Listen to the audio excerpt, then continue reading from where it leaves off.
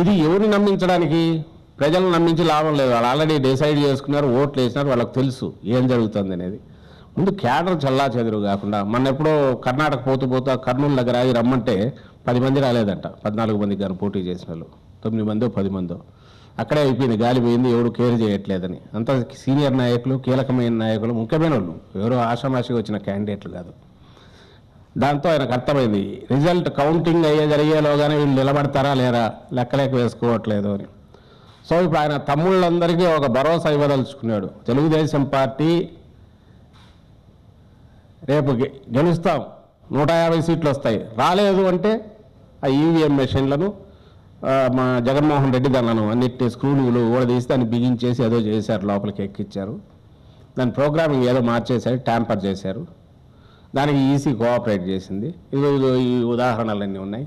లేకుంటే మీరే చెప్పండి తమ్ముళ్ళు, ఇంత చేసిన తర్వాత ఏదో అత్యవసర దీంతో వాడు ఎవరెవరు వచ్చినా అర్థం ఉంటుంది, కానీ ఇంత ల్యాండ్ స్లైడ్ దీంతో ఇంత మార్జిన్లతో ఆ పార్టీ వచ్చిందంటే దానికి ఇంతకు మించి ఏం కారణం ఉంటుందని తన తమ్ముళ్లకు నచ్చజెప్పుకోవడానికి, వాళ్ళు ఎక్కడికి జంప్ అయ్యి ఏం పోతారనే భయంతో.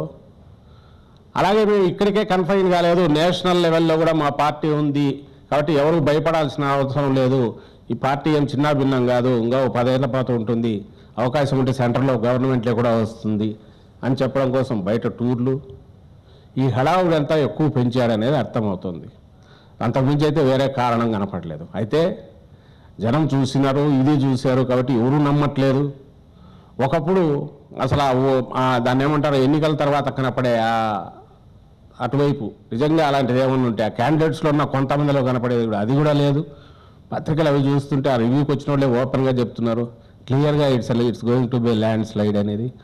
కాబట్టి దీని మీద ఎవరన్నా అనుమానాలు ఉంటే ఎట్లుండాలి, ఎన్నికలు జరిగిన తర్వాత హుందాగా ఏం జరిగినా సరే మంచిదే, ప్రజలు వాళ్ళ మంచిగా ఓటేశారు, 80% వేశారు, let us wait for the result అనాలి.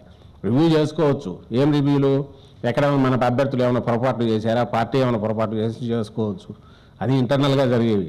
అంతేగాని ఒక పక్క మేము గెలిచేస్తున్నాం 150 సీట్లు, ఇంకో పక్క ఏమో ఈవీఎంలు పనిచేయలేదు, ఇంకో పక్క ఏమో కోర్టుకు పోయి మేము దాని మీద సాధిస్తాం, అక్కడ సుప్రీంకోర్టుకు పోయి అక్కడ ఏదో కొత్త జడ్జిమెంట్ తీసుకొస్తామని అక్కడికి పోయి హడావుడి చేసి నానా రాద్ధాంతం చేసి ఇవి చేసేసి ఆఖరికి చూపాలంటే ఎవరిని బెరమ పెట్టాలనుకుంటున్నాం అంటే ఇన్నేళ్లుగా ప్రజలను మభ్యపెడుతూ వచ్చారు 4-5 ఏళ్ల పాటు.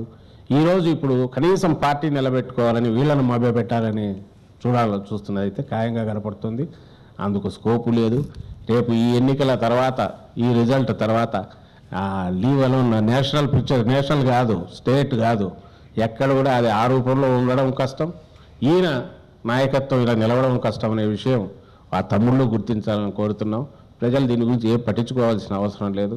ఖచ్చితంగా ఈసారి ఇచ్చే తీర్పు ఆయనకు రాష్ట్రంలోనే కాదు, కావాలంటే ఎక్కడికైనా అడ్వైజర్గా ఇంకెక్కడైనా ఫారిన్ కంట్రీ ఎక్కడం పోవచ్చు, ఆఫ్రికన్ కంట్రీస్కు, అక్కడైతే ఇంకా దీని గురించి తెలియదు. కానీ ఈ ఎలక్షనీరింగ్ అనే దాంట్లో, మ్యానిపులేషన్ అనే దాంట్లో మీడియాను పెట్టుకుని 10 ఏళ్ల పాటు ఎట్లా చక్రం తిప్పచ్చు అనేది అక్కడెక్కడ నాకు చెప్పడానికి కుదురుతుందేమో అని ఇక్కడ మొత్తం ఆయన అంతరంగంతో సహా ఆయన మనిషి మొత్తం ఎక్స్రే తీసినట్టు ప్రజలందరికీ తెలుసు. కాబట్టి ఈసారి ఆయన ఆటలు సాగమనేది మేము ఖచ్చితంగా చెప్పగలుగుతున్నాం. Thank you.